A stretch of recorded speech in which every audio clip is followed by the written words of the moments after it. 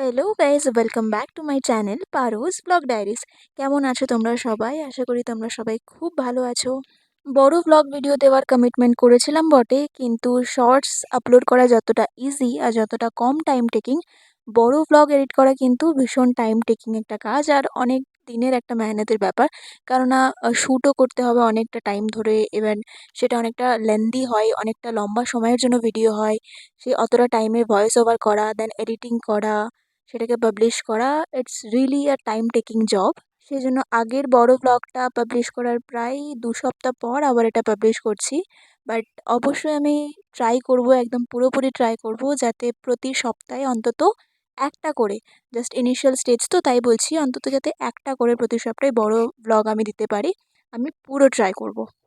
R I hope সেটা maximum time হবে Sunday মর্নিংয়ে আমি পাবলিশ করার চেষ্টা করব। কারণ পুরো উইকটা ধরে আমি যা যা কিছু করছি না করছি সেগুলোকে আমি ক্যাপচার করব, আই মিন ভিডিও বানাবো, অ্যান্ড দেন ওটাকে উইকেন্ডে এডিট করে দেন পাবলিশ করব সানডে মর্নিংয়ে।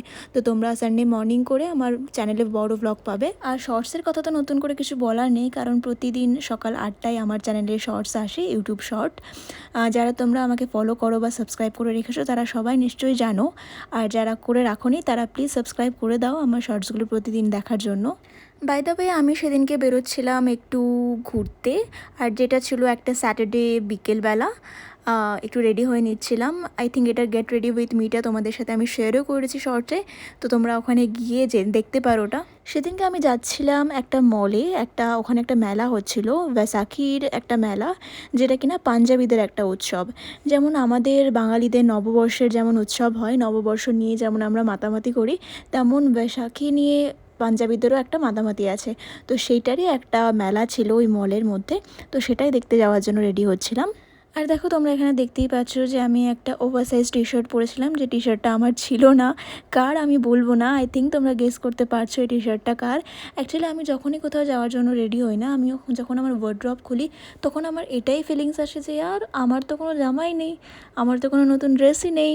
তো আমি অন্যদিকে খুঁজতে থাকি, দিয়ে পাশে আরেকজনের জামা রাখা থাকে, আমি সবসময় সেখান থেকেই ট্রাই করি যে ওর একটা গেঞ্জি পরে নিই, ওর একটা টি শার্ট পরে নিই। তো সেরকমই এটা একটা নতুন টি শার্ট ছিল, যেটা কিনা আমি নিয়ে নিয়েছি, আর এটা আই থিঙ্ক আমাকে স্যুটও করছে।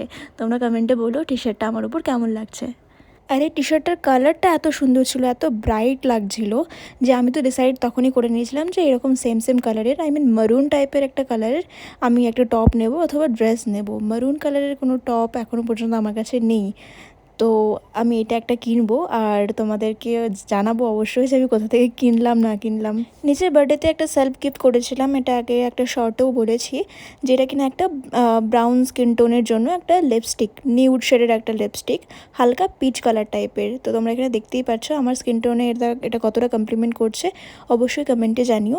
অ্যাকচুয়ালি আমি না খুব একটা ডার্ক রেড আর ডার্ক কালার, মানে খুব ক্যাটক্যাটে এই ধরনের কালার আমি খুব একটা পছন্দ করি না, তার কারণ আমাকে ডেইলি ওয়্যার হিসেবে ইউজ করতে হয়, অফিস যেতে হয়।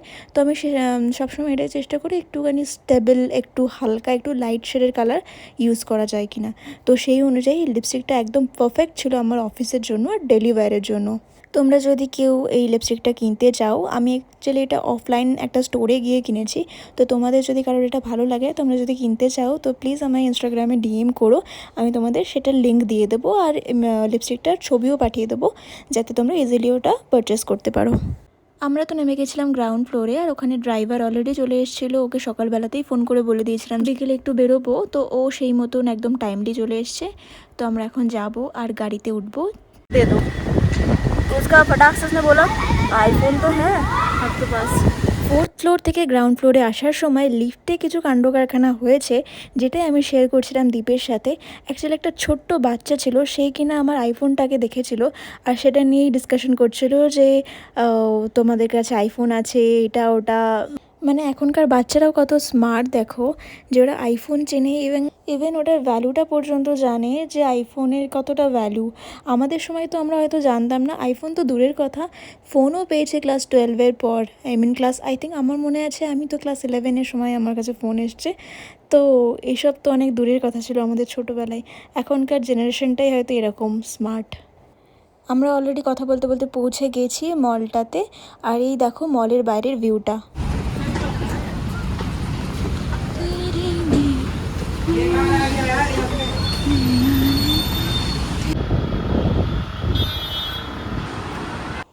এখানে এত সুন্দর ফুল ছিল, এত কালারফুল ফুল ছিল যে মানে আমি এগুলো রেকর্ড না করে থাকতে পারলাম না। মলের বাইরেটা এতটাই সুন্দর যে মনে হচ্ছিলো যে মলের ভেতরে ঢুকে কোনো মেলা দেখার দরকার নেই, এখানেই বসে থাকি, এখানে বসে এমনি এমনিই টাইম কেটে যাবে।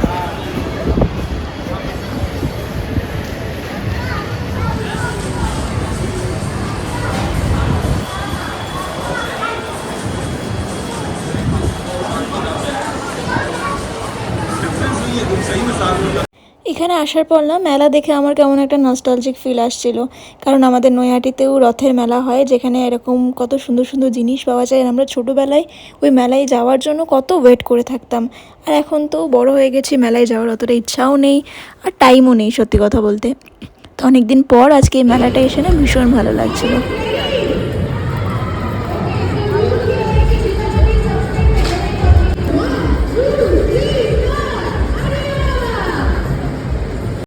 এই একটা স্টল ছিল যেখানে কিনা পাওয়া যাচ্ছিলো ভীষণ সুন্দর সুন্দর কফি মাগ আর চিনেমারের আরও অনেক কিছু জিনিসপত্র, যেগুলো ঘরের টুকিটাকি জিনিসপত্র বলা যেতে পারে আর কি।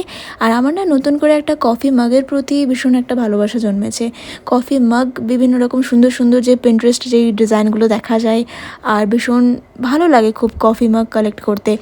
আর বিভিন্ন রকম কফি মাগে খেতে, মানে প্রতিদিন একই কাপে চা খেতে বা কফি খেতে কেমন একটা বোরিং লাগে। তো আমার মনে হয় যে 7টা দিন যদি সপ্তাহে হয়, তো 7টা দিনের 7টা যদি কাপ হয় আমার কাছে, তাহলে তো সেটা দারুণ ইন্টারেস্টিং একটা ব্যাপার হবে।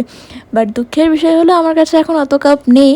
বাট হ্যাঁ, একদিন তো নিশ্চয়ই হবে, আমি কিনে কিনে জমা করব 7টা কাপ, যাতে আমি আমার মুডের সাথে মিলিয়ে কাপে করে চা বা কফি খেতে পারি।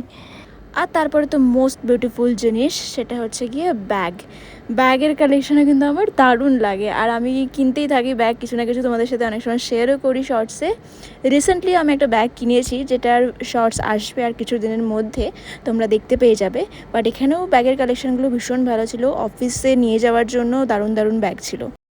আর এখানে ছিল এতগুলো ক্ল্যাচার, এই ক্ল্যাচারের মধ্যে আমি 2টো ক্ল্যাচার নিয়েও ছিলাম।